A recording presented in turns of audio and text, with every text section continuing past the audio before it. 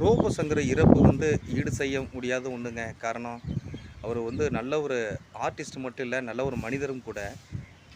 ஆரம்பத்துலேருந்து பார்த்தீங்கன்னா, கலக்கப்போவது யாருல வந்து ஆரம்பிச்சு ரொம்ப கஷ்டப்பட்டு தான் வந்து அந்த கலக்கப்போவது யாருல வந்து அவரு பங்கு பெற்றாரு. ஸ்டாண்டப் காமெடியில ரொம்ப பெரிய இடத்துக்கு அவர் வந்தாரு. அப்புறம் பல ஸ்டேஜ் ப்ரோகிராம், ஆங்கரிங், டிவி தொடர்கள்ல பல ப்ரோகிராம் பண்ணாரு.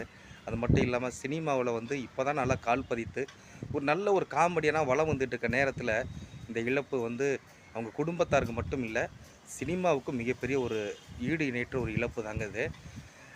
எல்லாருக்குமே திரையுலகமே இன்னைக்கு வந்து சோகமா இருக்கிற ஒரு காலகட்டமா இருக்கு. 48 வயசுல நல்ல முன்னணி நடிகரா இருக்கிற ஒரு மனிதர் வந்து இறப்புங்கிறது, சினிமாவுக்கு எவ்வளவு பெரிய பேரிழப்பு. அத விட அவங்க குடும்பத்தாருக்கு யோசிச்சு பாருங்க. அவங்க நண்பர்களுக்கெல்லாம் வந்து எப்படி மறக்க முடியும்? ரொம்ப மிகவும் சோகமான ஒரு நாள் தான் இன்னைக்கு. அ உண்மையிலேயே அவர் ஆத்மா சாந்தி அடையணும்.